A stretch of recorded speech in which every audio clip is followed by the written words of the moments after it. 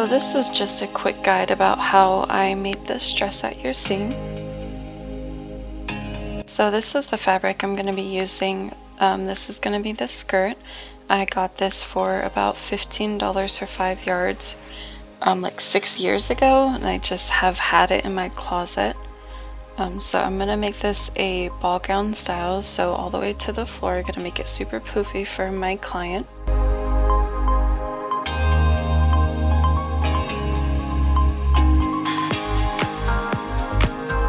Okay, so now what I'm going to do is with the excess fabric, I'm just going to go ahead and place that on top of the bodice. That way I can make sure I have it cut out and formed the way that I want it to. And I'm going to start the process of the ruffles, and this took forever, probably like 4 to 5 hours just to make all the ruffles that I'm going to sew onto the bottom of the skirt.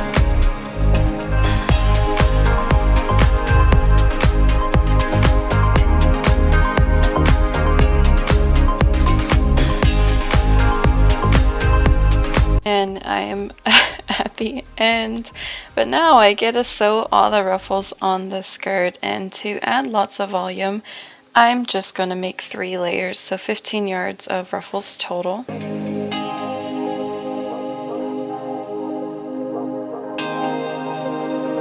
I'm adding me winding my bobbin in because it's actually surprisingly a market where people really like to watch these videos, so I'll post more, I guess.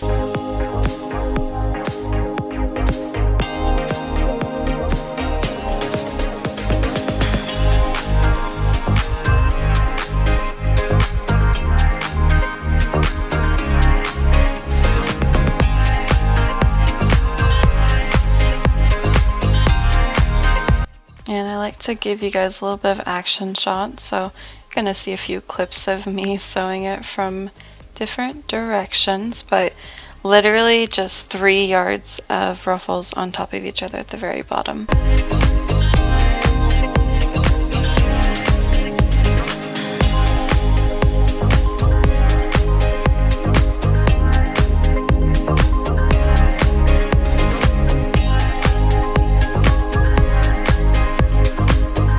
To make the detachable overskirt, I literally just cut some holes into tulle and I sewed horsehair braid on the outside, sewed it onto a ribbon.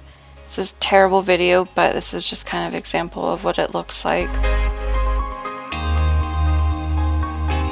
And I have little white loops that I'm going to be using to tie the very back. I know my nails are terrible and I need to repaint them, don't roast me.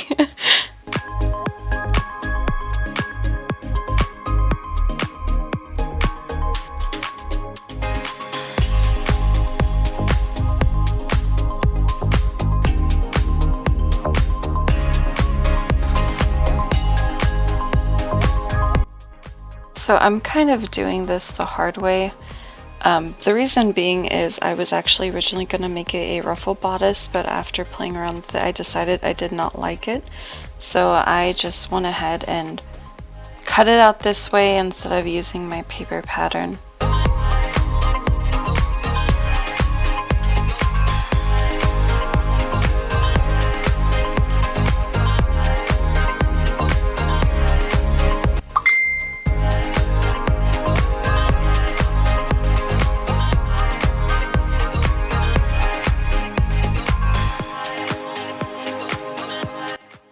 Okay, so I did not record the process of actually adding the ruffles into the straps, but yeah, literally just get some little ruffles, add it into your straps right before you sew it, flip it inside out, and there you got some pretty ruffles. So I'm gonna hand sew the red ruffles onto the strap because when I actually attach the bodice pieces together, I really don't want that to get caught. So just gonna pin it into place and then I'm gonna hand sew it.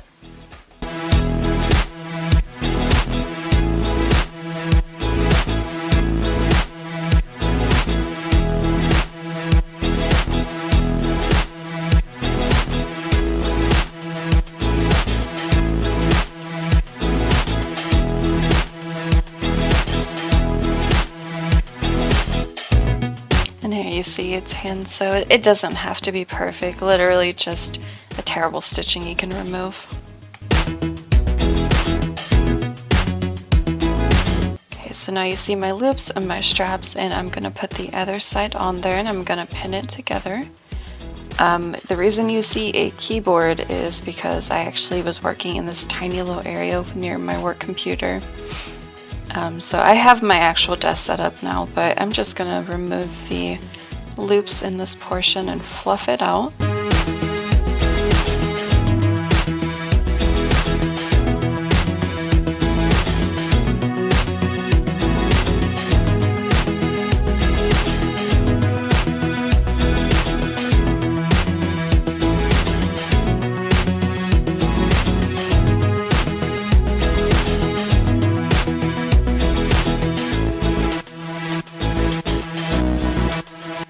And so this is the part that I hate the most. I don't know why.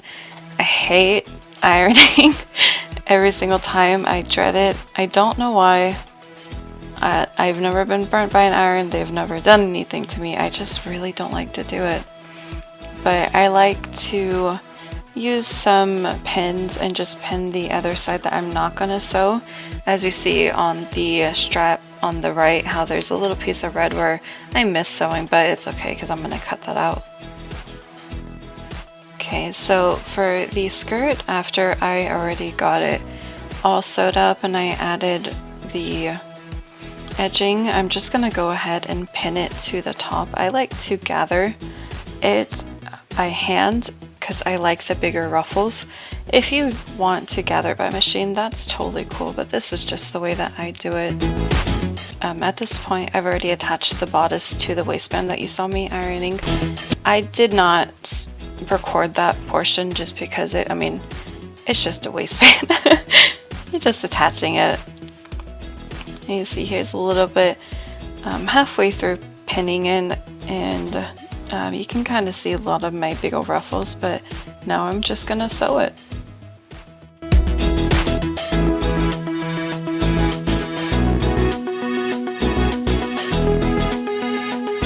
So it's a little tedious trying to sew this huge amount of fabric when you have like 30 pins in it. So I do like to take it a little bit slow. I don't want to break my machine.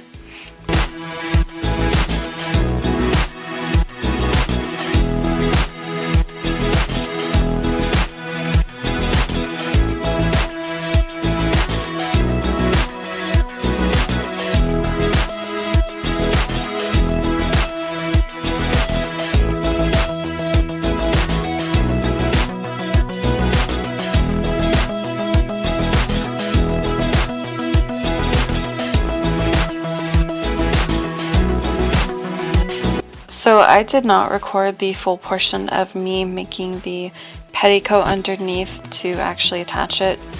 There's so many videos out there about how to do it, and I just really don't want to add to that. But I use a crap ton of tulle. I don't use crinoline or anything else. I just use a lot of tulle, typically around 40-50 yards for my dresses for children, and that's what really gives it that giant fluff. So here is the end result of my dress. I hope you guys enjoyed it. I hope you found this video a little helpful. I know initially these type of dresses, they seem a little scary, and especially if you're not experienced, it's something that is really hard to imagine yourself getting into. But honestly, they're a lot easier than they look, and they're beautiful, and there's a huge clientele for these type of gowns. So I'm going to be trying to see about adding more videos of me making these types of dresses and kind of giving some tips. I would really like to get to a point where I have patterns that I use and the patterns that you see me sewing on my Etsy shop.